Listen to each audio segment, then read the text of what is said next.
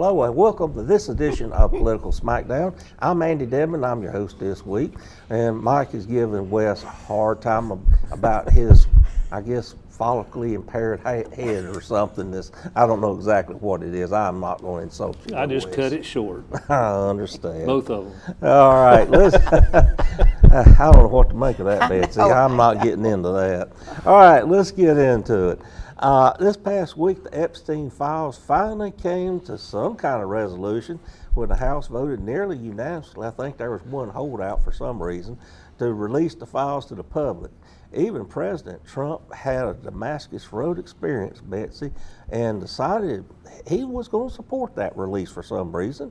What did we learn, and was there anything to the files to be concerned about? Betsy, take off on it. Well, you know there must be a lot in the files to be concerned about since they wanted to keep it hidden so long. I'm glad that they voted that way. I'm glad that President Trump had this Damascus moment, although I think probably since they've got like 30 days to turn them over, that the names may be redacted, or they may be, the Department of Justice may be just abolishing the files, tearing up the files. But we do know that the victims and their lawyers have got a list of the names of these men that are guilty of these heinous crimes against young women. And to think that Epstein was able to do this for decades, and the numbers of victims that he abused sexually was at least hundreds, if not thousands. And of course, he's been dead since he died in jail in 2019, and his co-worker, his good friend, Ms. Maxwell, went to jail for 20 years, who now is in a sort of a country club type jail. And you know, it's terrible. And I really think that, people ask me, well, what if the Democrats' names are there? So be it. Ever who commits crimes against young women like this needs to be punished. And I don't care if they have an R or a D beside their name or a U for unaffiliated. This is a terrible injustice to these victims, and I want to see the victims to get their day in court. And you know, Larry Summers, who is a former Bill Clinton cabinetman Treasury Secretary, has already withdrawn from teaching at Harvard after his name was surfaced. So I think that when the list comes out, there'll be people on there that we will be surprised at, and I hope that that these victims will be emphasized, and they will get and retribution against these people that victimized them this way. Well, you know, Wes, there's really no way anybody could defend somebody that would, let's just say it, just basically rape a teenage girl against her will. And I think we see that he trafficked, along with Miss Maxwell, that they took these girls across state lines and international lines to his private island in the Caribbean. There's no way it can be defended. I don't care who they are. I don't care about party affiliation or anything else. Whatever names come out, it's my deal to let them have their day in the court, and if found guilty, they should be prosecuted to the very nth of the law. I agree completely. Don't see how anyone could not agree with that. It's a shame that it's taken this long for these files to be released. You know, the previous administration sat on them, refused to release them for 4 years. This administration has refused to release them for the past year. There obviously going to be some name calling in them. I'm glad that the way they did it, what is retracted is very limited and has to be explained within days of when the files come out. So it's not going to be like, I'm sure you've seen on Facebook, the Epstein files, and it's just a bunch of black lines. I think that's mainly just the victims' names. I think that's about it, or national security. It's supposed to be the victims' names. But I think you're going to see a lot of the old Potomac two-step as these files come out, a lot of finger pointing, a lot of blame game, and end of the day, this is horrific for these girls and young ladies, but this is bad for everybody. It's bad for everybody who holds elected office in Washington. It degrades the confidence we have in the institution of Congress, and hopefully it will be clear enough, with clear enough trails to the problem individuals, that they can be held to account. Well, Mike, we've already seen one fallout in Great Britain. Former Prince Andrew has been stripped of all royal titles and powers and anything with that. Kicked out of his house. Kicked out of his mansion. His brother has just basically made him an outcast. It's just, and we're just seeing the tip of the iceberg, so to speak. But there was enough there that the King of England censored his own brother and just took everything away from him. So there was enough there. And the main young lady that started this all, it was so horrendous on her that she took her own life this year. And she was the main one that brought this to the forefront. I think it was with a book she wrote, Betsy, if I remember correctly, and that detailed all this and what went on. And it was some pretty salacious stuff in there about Miss Maxwell and the things that she did and encouraged. And I mean, and as a father of a daughter, Mike, you and I both have a daughter. It just makes your hair stand on end to think that this could be one of ours. And it's just, I don't understand these people that would do this sort of thing and get by with it.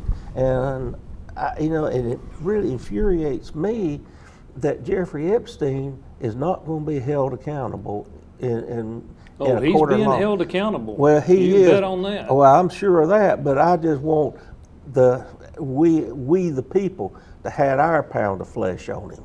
That's what I hate. Well, it cost him his life one way or another. You know, his own brother, I heard on the show on the News Nation with Cuomo, he had his brother on who wouldn't come on where he'd have his picture, but he came on the telephone this week, and he insists that Jeffrey Epstein did not commit suicide, and he's convinced of it, and he's not the only one to say that, but he's his brother. And I think part of the rationale behind why some people think somehow that was a staged suicide, staged to look like a suicide, is because he might, in order to save his neck a little bit, have become state's evidence on some significant people. That's at least one thought. I don't know. I'll tell you, I watched a movie, the name of which escapes me, just a few years ago with Patty, about this very type of thing of trafficking underage girls, and even some that are of age, but they just were vulnerable.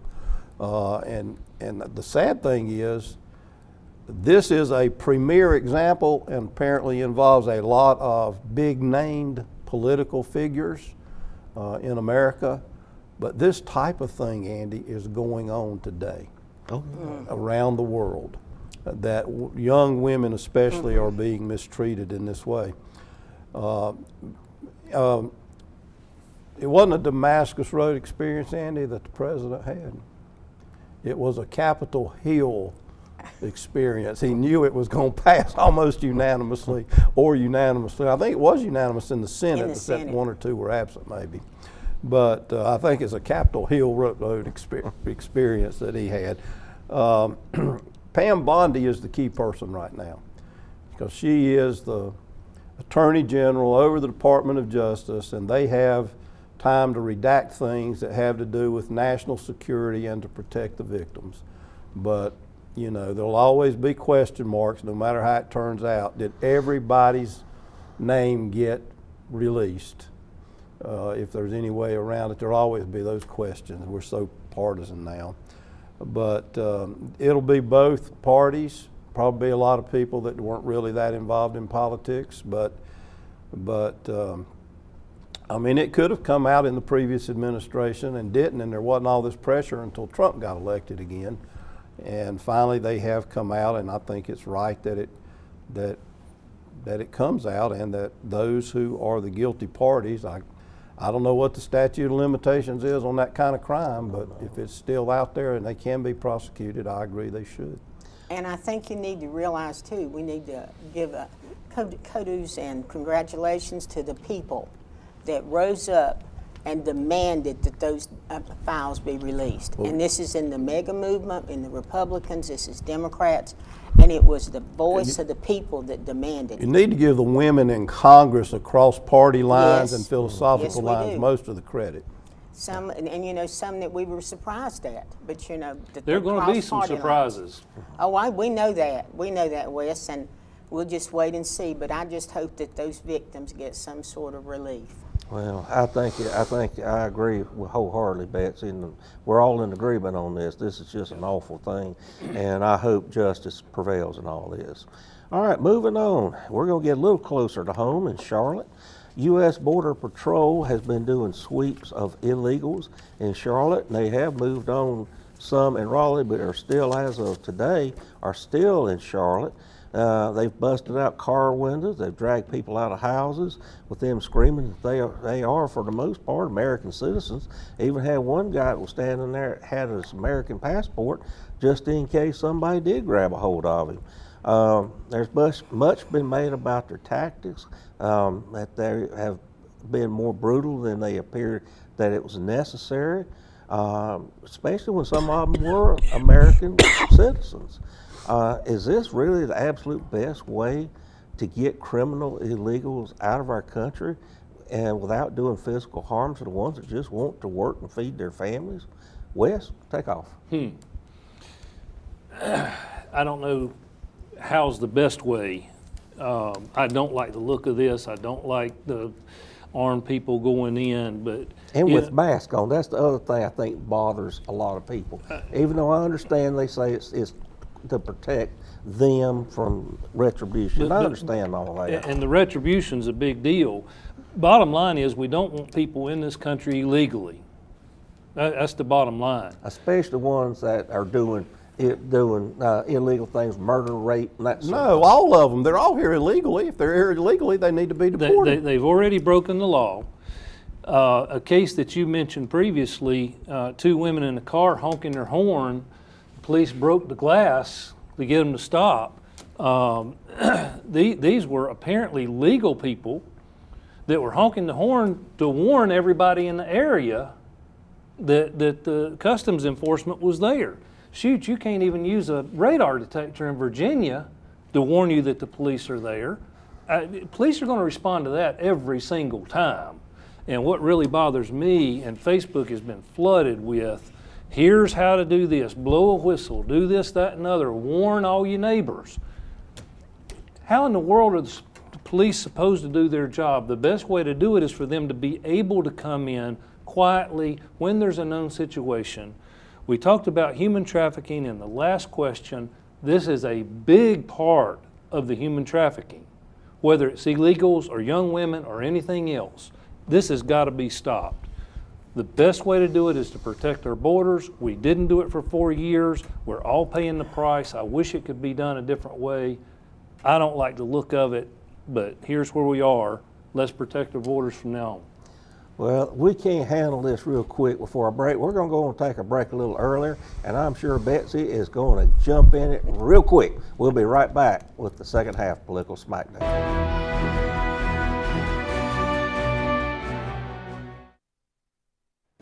Education is our most powerful tool to improve and change our world. Hi, I'm Rhonda Benfield, your host for School Matters. Join me for a new program every other week with information from and about the students and staff of Cleveland County Schools. Discover what our schools are doing to challenge students and help them reach their full potential.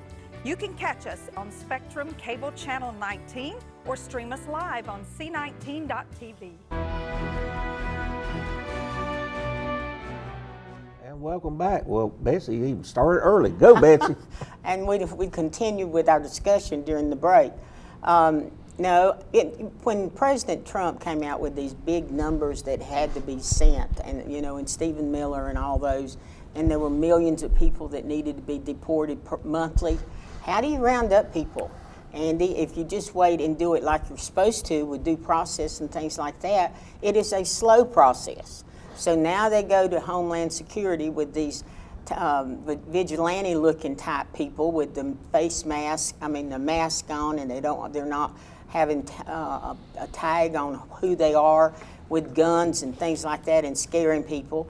And businesses closed in Charlotte. I mean, schools one teacher had 9 students in her class because the parents were afraid to send the students to school. The students were asking questions of the teacher. What do I do if I go home and my parents aren't there? Whom do I call? And then the Charlotte police chief said that it was over with, and Charlotte's Web. I think that's a terrible way to disgrace that beautiful book for children's literature. And then the Homeland Security said, oh, no, we're not finished. No, we're still here. And Andy, I just think it's terrible the way they do it, and they scare people and they hurt people, and people with their passports ought not be picked up and arrested. And out of the 370 people that's been arrested, how many are really criminals? Other than Mike says, they've been here illegally. 100%. But how many of them are really rapists or murderers and those That's not the type? issue. Yes, it is the issue. All right, Mike. Well, the issue is if they're here illegally, they need to be deported, and like 1.6 million who have voluntarily deported since Trump's president, they need to come back in a legal way. A lot of the problem of the appearance, and I can't disagree with Wes, that the look is not good in places. But if you had the support of these idiot Democrat sheriffs and police chiefs around the country in these blue cities, it would be handled a whole lot easier and more peacefully. You have got local law enforcement people refusing to help the federal government enforce our immigration laws. And DA's releasing criminals back on the street, knowing they're illegal. It's just really, really sad. Well, here's the other thing too, Mike. Is the practicality of it all. Who are you going to have that's going to be doing the work that these illegals have been doing, that you can't get Americans to do? And you don't have anybody that's going to be busting the tables, washing the dishes, working in the yards, doing a lot of the construction that a lot of Americans don't do anymore. Can you imagine the sheet rock workers, the painters that are mainly, it seems like, mostly. Well, I have in recent months rented to a Hispanic couple from Mexico, and one had a passport and one had a green card, and I checked it out before I rented to them. And there are a lot of folks that are here legally that are Hispanic, but the reason we've got so many illegally is because your ex-president and mine, just for 4 years, let them basically come across the border from California to Texas, and even coming up from the oceans and from all kind of places. It's created a mess. It's not just and that. it's ugly. That's not just it, Mike. Because a lot of people need the labor, and they're going to hire them, and they're not going to look real close. And they're also bidding down the price of labor. But but they need to hire these people to do the jobs, to do the roofing, to do the sheetrock, to do the carpentry, to paint. They need this labor. And changing immigration system would allow for any needs there are like that. And I understand, but the people that are out there doing it can't wait because they got to work now so they can do. And there are thousands of these we were talking about. And Ronald Reagan had an idea: give them pass to citizenship, make them pay fines. That wasn't his idea. That was a compromise with the Democrats to change immigration system. During his administration. It came about during his administration. Let me give you some real quick numbers I just pulled up. Obama removed 1.6 million undocumented immigrants in his first term, 1.5 million in his second term. Trump had 1.2 illegals deported during his first term. Joe Biden removed 682,000. That's why we've got a problem. Well, I still say that the underlying issue is the need for some type of labor like this, and that's why they're coming. If the jobs weren't there, they wouldn't be coming. Is that why sex trafficking, Charlotte is the 4th highest city in the nation in sex trafficking? No, I'm How about saying human this. trafficking in general? Human trafficking has been a problem for centuries. It's gone on. Not to this extent. It always has been. It has been, Wes. I mean, when you had Chinese coming over into San Francisco and all that back in the 1800s, it's always been that way. Unfortunately, human They were coming frailties for jobs. always. No, they weren't coming because they wanted to. They were being sent here by by Chinese mafia and all that kind of stuff. That's where it's coming. You know better than So the that. problem was the Chinese, not the Mexicans. It was evil people, that the criminals that were capturing these kids. They were going through their families, extorting them, all that sort. And that's you know happening it. by the cartels, by the That's tens what we're of saying. thousands. It is, and it's still that way, and it's wrong. What I'm talking about is the folks coming in here that just want to work and earn. Then why don't they come legally? They don't know how to, They don't know Mike. how. What, they've all got an app on the phone? They don't know how to go That's what through Biden's it. solution They're was. wanting to work now. And They send money want to back to feed their their hungry family. folks now. They don't know how to do it. So you agree we need to redo the immigration process? Of course we Oh, do. we do. And We've nobody said argues that. that. Let's Wes. start Wes. there, but let's still deal with the ones who are here illegally. Well, let's figure out a way we can have them working while they're here now legally. And That's how what they we could did gain during Reagan, citizenship. and the Democrats refused to change the immigration system. Well, I can't do anything about the 80s. That's already come and We gone. cannot repeat the mistakes of the past. Well, we can learn from the mistakes can of the learn. past. Well, I don't have leisure suit from Democrats the 70s ain't either, learned so that was a nothing. Oh, mistake listen, too. Mike, you I are just- in rare form today. I think the horse is about dead. We probably I ought to guess move we on. need to move on. I might as I well. guess All we right. could spend the whole time All right, let's on move on. The battle of redistricting goes on. It never ends. It just keeps coming back again and again. Mike, we had another hearing about it, and of all things, they argued that this is a First Amendment case of all things. Yeah, for anybody that may not know what we're talking about, in 2022, the 4-3 Democratic majority ordered, using from a San Francisco firm and person, districts that created 7 Democrats and 7 Republicans in 2022 in the North Carolina delegation to Congress.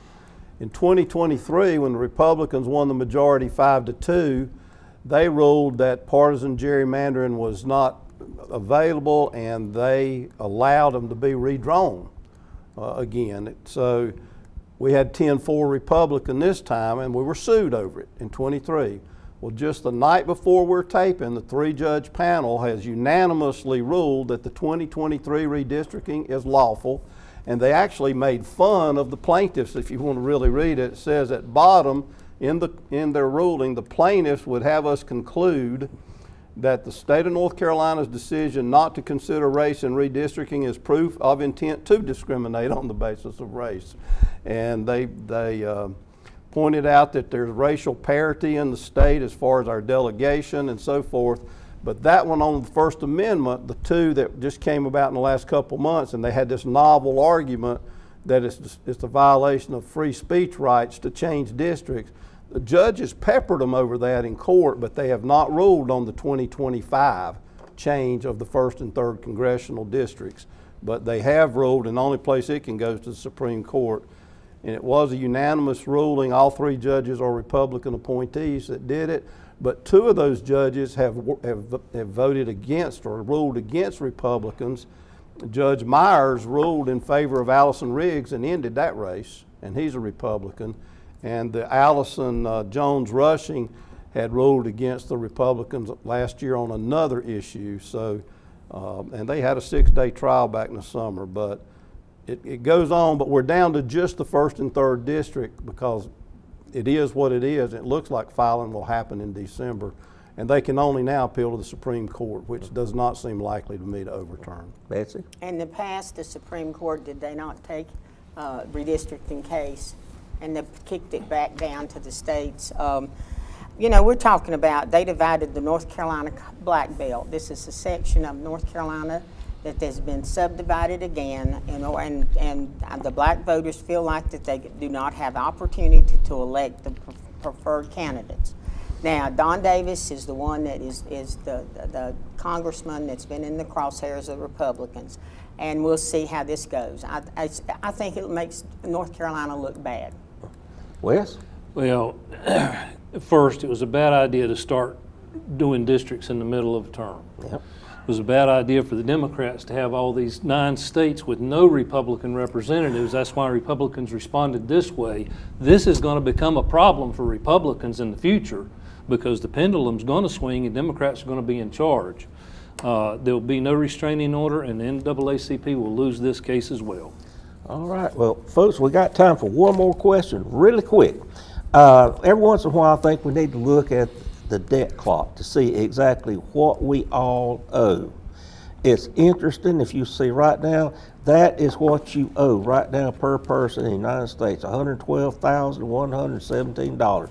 Real quick, Wes, you ready to pay your part? Well, it's up $1 trillion in the last 2 months. Only time we've come close to balancing a budget is when Clinton and Gingrich worked together and forced each other to a balanced budget. We've got to quit spending money. This is going to be what destroys our country. And a lot of this growth that we're seeing comes from the government taking over more things that it has no business in. Reduce government, you'll reduce the debt. Betsy? And of course, part of our debt, and there is the chart, Wes, from when Bill Clinton and Gingrich did pass a budget and had a balanced budget back in those days, back in 99 to 2000, and the deficit was erased. Now, we've got to do something about the debt, and by giving all these tax breaks to the very wealthy, Trump increased it $1.9 trillion just in his first term. And revenue went up when he did it. All right, That's true. we're on, never mind. I remember Well, that. revenue does go up to in many instances whenever you lower it. It did for John F. Kennedy in the 60s, it did for Reagan in the 80s. But this thing's going to eventually get the country. It's just a matter of when, and when we get to the lightning round, I'll show you a way. It's kind of a sugar high. It don't last forever. No. All right, let's go to lightning round. Wes, what you got for us? Well, I've been reading a book on Plymouth Plantation by the governor of the Plymouth colony, William Bradford. He recounts how before leaving the Mayflower, the Pilgrims signed a contract creating a communal system for the colony.